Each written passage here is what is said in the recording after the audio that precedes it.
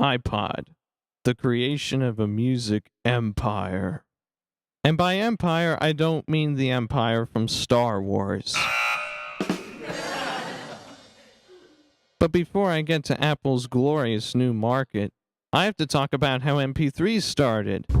MP3 first started after a group created a codec called A-Spec that was chosen by the MPEG group as their standard for an audio codec that would be known as MPEG-1 Audio Layer 3. The Fraunhofer Society would later release L3-ENC, which would allow people to encode their audio files to MP3s. They would also release WinPlay 3 in 1995, and it would be the only way to create MP3s until the release of Winamp in 1997. Unfortunately, the popularity of MP3 would mean inevitably file sharing would come along, and would pave the way for Napster in 1999. Napster pretty much became a punching bag for record companies and bands like Metallica. Napster lost numerous lawsuits with many record companies, and they later shut down and later changed to being a legal download service. They still distributed their songs in the MP3 format, but now they would cost 99 cents. Napster would eventually pave the way for other peer-to-peer programs like LimeWire, BitTorrent, and many others that continue to exist and chip into music sales. Some of the first MP3 players would also be coming along their way. The first MP3 player ever made was the Iger Labs MP-Man F10, and it was not very good. The Diamond Rio would popularize MP3 players to the mainstream before the iPod, but still not to the presence that the iPod would later have. So you're probably asking yourself, how did Apple come up with this hit product? Did they just think about it out of thin air? No, it took a lot of thinking. I would explain in a very boring manner, but instead I'm going to allow you to sit here for a few seconds to observe this crude picture of Steve Jobs that I stole from Google Images with an equally crude speech bubble.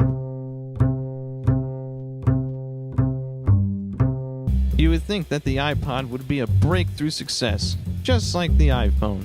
People would get up at the crack of dawn and wait in the Apple Store in Times Square, get their iPod, and then Tom Dixon would ask the question, will it blend? But no, none of that happened. None of those things existed anyway, and the iPod wasn't even selling that well when it came out. But then suddenly, in 2006, it began to explode. iTunes became the #1 music retailer, and iPod would become the #1 music player in the country, which would mean Microsoft would do what they did best. They imitated Apple with the Zune.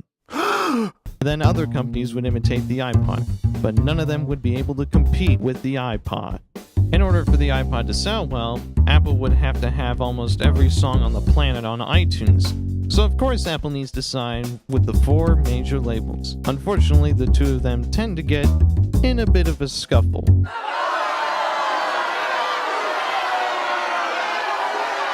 Major record labels do not like that Apple is in a dominant position, being the #1 music retailer in the country.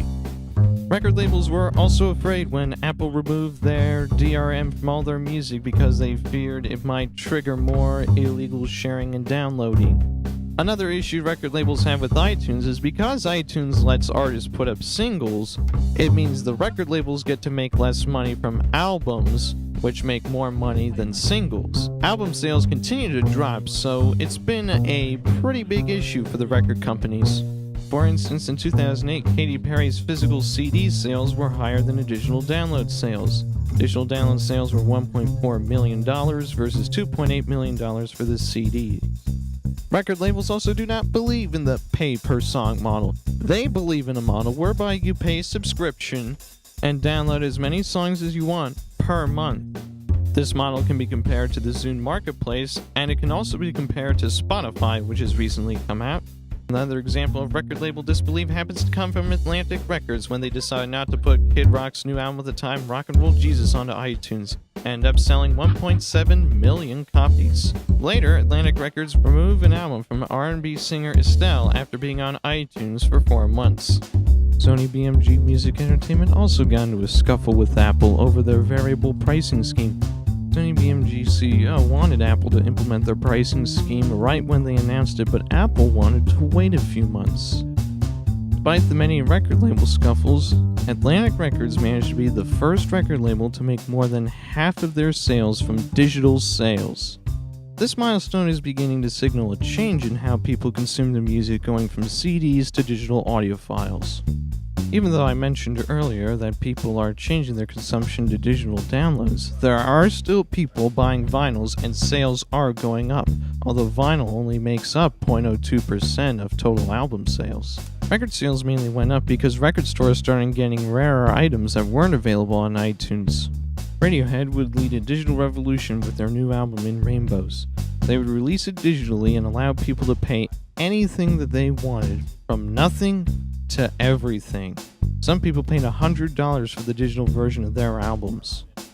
Radiohead did this because they figured, with people leaking albums, why not leak it themselves? In Rainbows also became the first Radiohead album to be released digitally on iTunes and other music stores. And as we continue to go on, we also see that interactions with bands are starting to change. Now with Facebook, Twitter, social networking, and Spotify, people continue to get their music in many new ways. People are also turning to Pandora to discover many other new artists and types of music. These are fine examples of no matter where you look, even today, the iPod has changed our world forever.